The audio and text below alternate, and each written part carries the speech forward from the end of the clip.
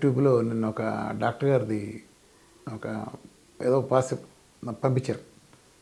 అంటే doctor dress ఇస్తున్నారు కాబట్టి ఒక అటెన్షన్ ఉంటుంది వీళ్ళు ఏం చెప్తారని. కానీ చెప్పే వింటే ఎంత దిగ్భ్రాంతికరంగా ఉందంటే, ఎంత సైన్స్కి వ్యతిరేకమైన, అంటే అసలు ఒక మూఢనమ్మకాల్లో కూడా పరాకాష్ట అనమాట, పీక్స్ అలా చెప్పడం. ఆయన చెప్పింది ఏంటంటే, ఆయన ఇచ్చిన వేరే స్టేట్మెంటు, మాంసాహారం గుడ్లో ఇదినే వాళ్ళకి గుండె జబ్బులు వస్తాయంట. ఏమండి ఇది అసలు ఏమన్నా ఇంతకంటే పనికిమాలిన స్టేట్మెంట్ ప్రపంచంలో ఉంటుందా? ఏముందండి మాంసాహారంలో? ఏంటి చెప్పండి, ఎందుకు ప్రజల్ని మీరు చేస్తారు? గుర్తుపెట్టుకోండి, వెజిటేరియన్ ఏంటి, మాంసం ఏంటి, స్వీట్ ఏంటి, హాట్ ఏంటి, ఏదైనా సరే ఇక్కడి నుంచి నోట్లోంచి నవిలిన తర్వాత లాలాజలంతో కలిసి చక్కగా కిందకి వెళ్ళిన తర్వాత మన లివర్ నుంచి బైల్ జ్యూసు, అట్లనే ప్యాంక్రాస్ నుంచి ప్యాంక్రాటిక్ జ్యూసు, అట్లానే గాల్ బ్లాడర్ నుంచి కాన్సన్ట్రేటెడ్ బైల్ జ్యూసు, అట్లానే స్టమక్ యాసిడ్స్, ఇలాంటివన్నీ కలిసి మొత్తం అదంతా ప్రాసెస్ జరిగి చదువుతుంది. లోపలికి వెళ్ళిన తర్వాత ఆ పేగుల్లోకి వెళ్ళిన తర్వాత 5 రకాల స్థూలంగా 5 రకాలకు విడిపోతుంది. 1 glucose, 2 protein, 3 fat, vitamins, minerals, ఇక యాంటీ ఆక్సిడెంట్, ఇలాంటి చిన్న వేసుకోండి. నేను కేటగిరీ అన్నీ కలిపి ఒక కేటగిరీ కింద వేస్తున్నాను. మళ్ళీ వాటిలో డివిజన్ చాలా ఉండొచ్చు. బేసికల్గా 5-6 రకాలకు విడిపోతుంది. మీరు జిలేబీ తిన్నా అలానే విడిపోతుంది, అదే 5 రకాలుగా. మహా అయితే ఆ బెల్లం జిలేబీని వచ్చిన పందారు జిలేబీ తింటే గ్లూకోజ్ శాతం ఎక్కువ ఉంటుంది, మిగిలిన తక్కువ ఉంటాయి. మీరు కోడిగుడ్డు తిన్నా అంతే, మాంసం తిన్నా అంతే, కూరగాయలు తిన్నా అంతే, పచ్చిది తిన్నా అంతే, పండు తిన్నా అంతే, నట్స్ తిన్నా అంతే, కాఫీ తాగినా అంతే. ఏది తిన్నా ఈ ప్రాసెస్ జరిగి లోపలికి వెళ్ళి నొక్కలుగా మారి రక్తం ద్వారా ప్రవహించి సెల్కి చేరుకుంటుంది. ఇంతోటి దానికి ఇది మంచిది కాదు చెడ్డదని చెప్తారేంటండి? అందులో కెమికల్స్ ఉంటే బ్యాడ్. కానీ సహజమైన ఆహారం అండి. మనిషి లక్షల సంవత్సరాలుగా ఇప్పటి నుంచి కూడా ఎవల్యూషన్ అది వేల సంవత్సరాలు, లక్షల సంవత్సరాలు, అది మనకు తెలియని హైపోథెటికల్ ఇష్యూ. అది అక్కడి నుంచి అతను మాంసాహారం అండి. ఈ పళ్ళు చూడండి, ఈ రెండు కూరలు ఉంటాయి. కుక్కకున్నట్టు, తోడేలుకున్నట్టు, పాముకున్నట్టు, అట్లానే సింహానికున్నట్టు, పులుకున్నట్టు 2 కూరలు ఉంటాయి. అంటే మన ఒరిజినల్గా ఆడమే. ఈరోజు కూడా ప్రపంచంలో 100కి 95% మాంసాహారులేనండి. మీరు చెప్పినట్టు గుండె జబ్బులు మాంసాహారం తింటే ఏ లాజిక్తో వస్తాయండి? గుండె జబ్బులు తింటే చెప్పండి. ఫ్యాట్ వేసుకుంటే, నెయ్యి తింటే కొలెస్ట్రాల్ వస్తుంది, ఫ్యాట్ వస్తుంది. అసలు కొలెస్ట్రాల్ వలన గుండె జబ్బులు వస్తాయి. మీరు చెప్పే కొలెస్ట్రాల్ వలన ఎలా ఫ్లామ్ అవుతుంది చెప్పండి? ఇన్ఫర్మేషన్లో ఫ్రీ రాడికల్ లేకుండా అవి లేకుండా బ్యాడ్ అయింది పాడైతే మీరు కొలెస్ట్రాల్ బ్యాడ్ అంటారేంటి? బ్యాడ్ అంటారేంటండి? అసలు ఏంటి దానికి కారణం ఏంటి? డిసిప్లిన్ ఇలాంటి కారణం అవుతా అంటే మీరు అది కారణం అవుతుంది, కానీ మీరు చెప్పేది అవుతుందా? ఎలా నాన్ వెజ్ అవుతుంది చెప్పండి? కోడిగుడ్డు ప్రపంచంలో కల్లా అత్యంత బలమైన, చవకైన, అద్భుతమైన పౌష్టికాహారం. మాంసాహారంలో కూడా అద్భుతమైన పోషక విలువలు ఉంటాయి. విటమిన్ B12 లాంటి పుష్కలంగా ఉండాలంటే మాంసాహారమే గతి.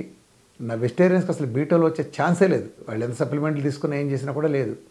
పుష్కలంగా అందులో ఉండే D విటమిన్ కానీ, ఐరన్ కానీ మాంసాహారంలో ఉండేది నేరుగా డైరెక్ట్ సింక్ అవుతుంది. ఎందుకంటే మనం తిన్నది డైరెక్ట్ ఐరన్ ఎందుకు సింక్ అవుతుందంటే, యానిమల్స్, మనం ఒక కేటగిరీ వాళ్ళు. చెట్ల నుంచి వచ్చే ఆహారం వేరు. చెట్ల నుంచి ఆహారం తర్వాత ఒక నిల్వ ఉంచుకోవడం కోసం తయారు చేసిన ఒక ప్రాసెస్.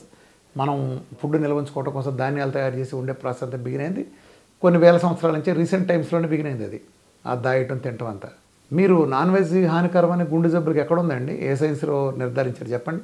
ఇంకొక ఆయన ఇలానే, ఒక నెఫ్రాలజిస్ట్ ఇట్లానే హాస్యాస్పదంగా మాట్లాడడం, డయాబెటిక్ టైప్ 2 కేవలం నాన్ వెజిటేరియన్కి వస్తుంది, వెజిటేరియన్స్కి రాదంటాడు ఆయన.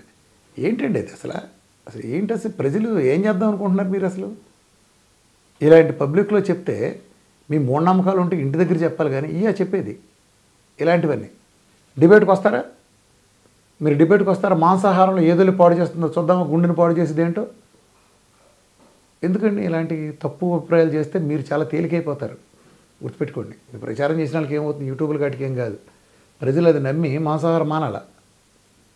మీ డ్రెస్ కొన్ని దానికి కూడా ఒక వాల్యూ ఉంటుంది కదండి. ఏది పడితే అది చెప్పేటండి. ఎవరికి తగ్గించారని చెప్పండి. ఇవాళ గుండె జబ్బుల హాస్పిటల్ కిక్కిరిసిపోయి వెళ్దామా? ఎంతమందికి చూసి ఒక్కసారి ఏ రిపోర్ట్కి ఏ ఛాలెంజ్ కానీ సిద్ధం. నిజంగా కొలెస్ట్రాల్ ఇటు మూలం జరుగుతున్నాయా, మాంసాహారాలు జరుగుతుంది తీద్దామా? 100కి 95 మంది సర్వేలో ఉన్నప్పుడు న్యాచురల్గా ఆ 95లోనే ఉంటారు వచ్చిన వాళ్ళు కూడా, గుండె జబ్బులు వచ్చేవాళ్ళు వాళ్ళు కూడా. వెజిటేరియన్స్కి రావా?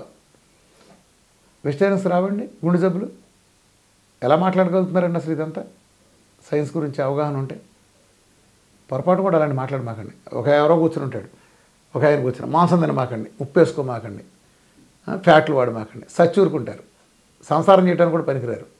ఏం లేకపోతే ఆ ఉప్పులు లేక, ఆయిల్ వాడక, ఇది లేకపోతే ఎవరో బ్రహ్మచారులకి జీవితాంతం ఉండిపోయి సన్యాసులు కలిసేవాడు కావాలటండి. మాంసం వద్దంటే ఏంటండి? దానికి గుండె జబ్బుల రిలేషన్ ఎక్కడ ప్రూవ్ చేశారండి? చెప్పండి, చూపించండి. మాంసానికి ప్రూవ్ చేస్తే ఎక్కడ సంతకం అంటే అక్కడ సంతకం పెట్టి వెళ్ళిపోతాను అసలు దాని నుంచి ఎవరికి చెప్పకుండా. ఒక సైంటిఫిక్ పేపర్ మీరు ప్రజెంట్ చేయండి, ఈ వీడియోని చూద్దాం. ఏదో మీ మూఢనమ్మకాలని దాన్ని సైన్స్ పేరు చెప్పొద్దండి. సైన్స్ వేరు, ఇది వేరు. అబ్దుల్ కలాం గొప్పగా ర్యాకెట్లు ఎగరేసి ఉండొచ్చు. ఆయన వెళ్ళి ఒక దొంగదా బాబా కాళ్ళ మీద పడ్డాడు అనుకోండి ఫర్ ఎగ్జాంపుల్, ఆ దొంగ బాబా సైన్స్ అయిపోయాడండి, గుర్తుపెట్టుకోండి. అది ఆయన బలహీనత అవుతుంది. ర్యాకెట్లు ఎగరేసే గొప్ప దేంట్లో అది వాళ్ళ బలహీనత అనుకోవాలి. శాస్త్రవేత్తలు వెళ్తా దాని ముందు ఆ పూజలు చేసి అవి చేసి చేస్తారు, అనుభవం వేసినా లేకపోతే ఇంకోటి వేసినా కానీ. అందుకని దానికంటే ఇస్తాం మహత్యం, సైన్స్ ఇస్తామా దానికి? అది వాళ్ళ బలహీనత అనుకోవాలి. ఇది కూడా అంతే. నాన్ వెజిటేరియన్ మీద మీకుండే అదర్వైజ్ దురభిప్రాయం, అదర్వైజ్ కుల మత ఆచారం ప్రకారం మీరు మానేసిందని తీసుకొచ్చి ప్రజల మీద సైన్స్ పేరిట వద్దద్దు. ఒక ఆయన అంటాడు నాకు 5 ఏళ్ళప్పుడే నేను మాంసం మానేశాను, నాకు అప్పుడే తెలిసిందంటాడు ఒక ఆయన. అందుకని మాంసం తినద్దు అంటాడు. మాంసం తింటే ఏంటో స్టెరాయిడ్లు చేశారు వాళ్ళకి. ఏ పురుగు మందులైనా మీకు ఇచ్చే తోటకూరలు ఏమన్నా పేడర్ వేసి పెంచుతున్నారా? ఈ పురుగు మందులు వేసి కదా పెంచింది అంత అవన్నీ చెప్పండి. మీ పళ్ళన్నీ కార్బోహైడ్రేట్లు వేసి కదా వచ్చేది, మీకు అంత క్యాన్సర్లు కలిగించే కార్బోహైడ్రేట్లు వేసి కదా పండేదంతా. ఏ కూరగా వస్తుందండి సవ్యంగా చెప్పండి. మీరు యాపిల్కే తినేది ఎన్ని నెలల క్రితం మీకు తెలుసా? అమెరికాలో పడిన యాపిల్ తినడానికి 10 నెలలు పడుతుంది. మీరు తినడానికి ఎన్ని నెలలు పడుతుంది? ఏ రకంగా మంచిది చెప్పండి. పోనీ మీకు అంత అభ్యంతరం ఉంటే నాటుకోడి తినండి, నాటుకోడి తినని చెప్పచ్చు అభ్యంతరం ఉంటే. మాంసాహారం వద్దంటే పెట్టి నాన్ సెన్స్. సైన్స్ మాట్లాడండి. మాంసాహారంలో ఏమేమి బ్యాడ్ చేస్తుంది చెప్పండి. సో ప్రజలందరూ ఇవన్నీ జాగ్రత్తగా గమనించండి. అంటే ఎందుకు చెప్పాల్సి వస్తుందంటే ఇందులో వ్యక్తిగతమే ఉండదండి. 2 సిద్ధాంతాలు ఉంటాయి. మనం కష్టపడే ప్రచారం ప్రజల మేలు కోసం చేసుకుంటూ వెళ్తాం. దాని వ్యతిరేకంగా వచ్చినప్పుడు అక్కడ వ్యక్తి ఇంకోటి అనేది ఉండదండి. ఎవరైనా నిజమే ఉంటుంది. 2 సిద్ధాంతాలే మాట్లాడతాయి ఎప్పుడైనా సరే. దీని మీద ఎవరు ఏ కౌంటర్ వేసినా నేను ఎదుర్కొనడానికి సిద్ధంగా ఉన్నా. కింద నా నెంబర్లు ఉన్నాయి. ఎవరైనా నాతో మాట్లాడచ్చు.